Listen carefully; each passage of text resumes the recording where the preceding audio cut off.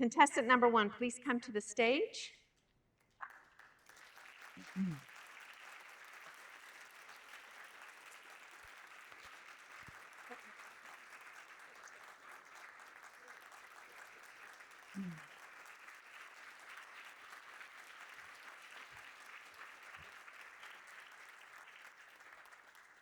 Contestant number 1, Derrick Ho, the mountain,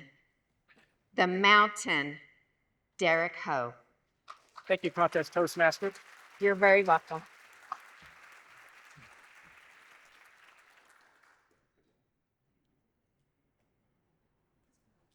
I'm a 10-year-old boy hiking up a mountain with my father and my father's friends. We were halfway up the mountain, and I could barely take another step. Fatigue has set in, my legs have turned to jelly. All I want to do is tell my father that I'm ready to quit and go back home. But he's talking with his friend. He's telling them, my son can make it all the way to the top. My jaw drops. He wants me, an out-of-shape 10-year-old boy, to make it up to the top of the mountain? Raise your hand if you've ever been held to high expectations. What does that pressure do to you? I rushed past my father and my father's friends. I needed to be the leader, leading the charge. I needed to be quicker than everyone else.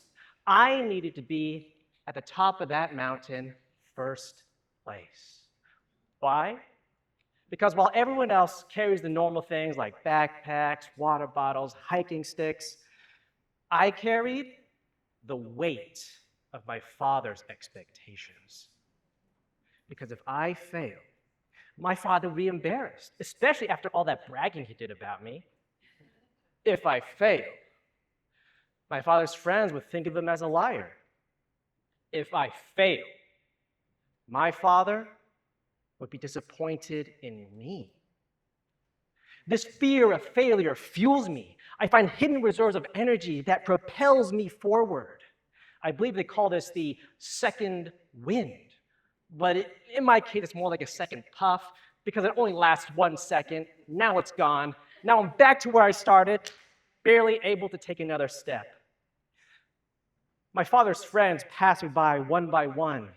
They look back and give me this strange look that basically says, I thought you were supposed to take us to the top.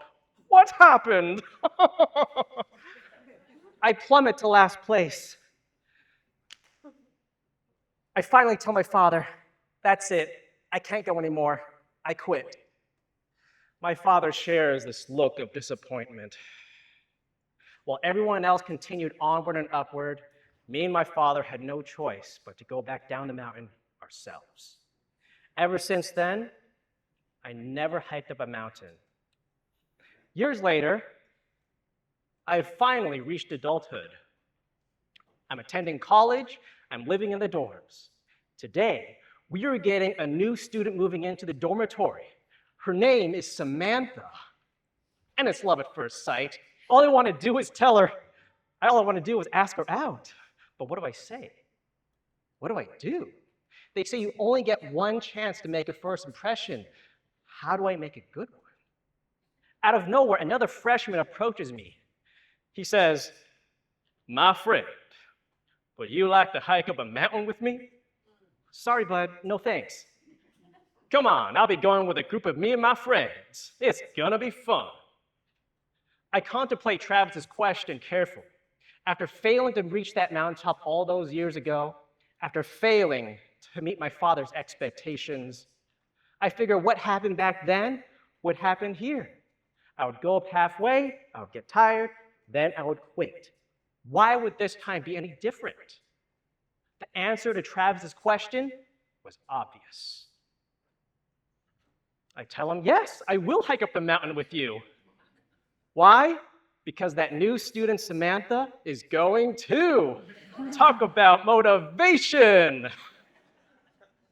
We followed Travis up the mountain, but I noticed something peculiar about Travis. Instead of rushing past everybody, he's just keeping a casual pace, walking shoulder to shoulder with everyone. I hear him pointing out, hey, watch your footing over there, there's loose gravel. Watch your head, there's a low-hanging branch. It was, much different than what I did all those years ago. We finally reached the halfway point, and I could barely take another step. Fatigue has set in, my legs had turned to jelly. Once again, I've plummeted to last place. That's when Travis begins to approach me, and I think to myself, oh no, this is it.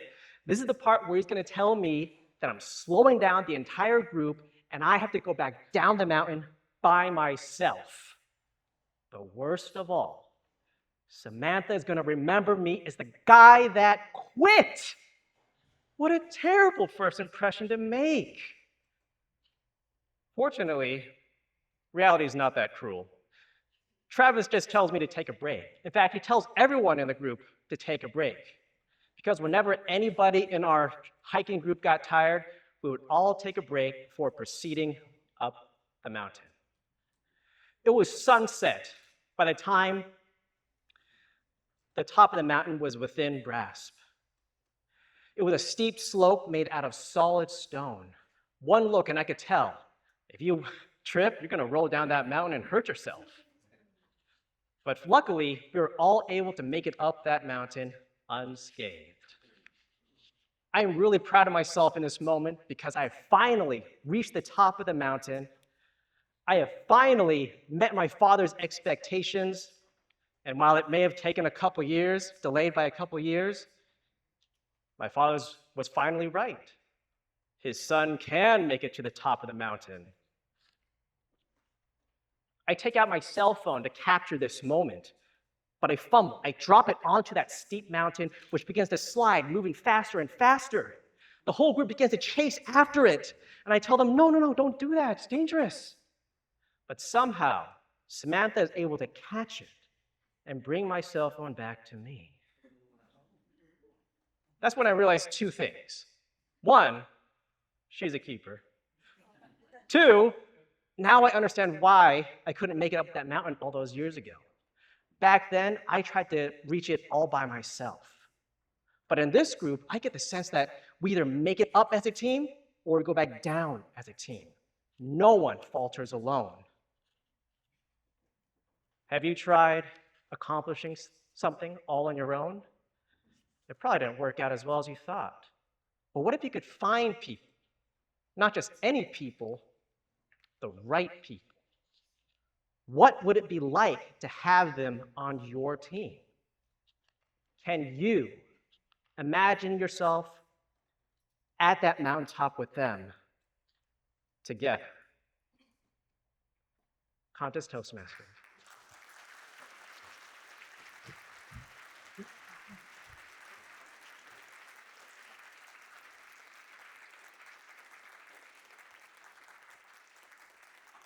Timekeepers, maybe please have 1 minute of silence for the judges to mark their ballots.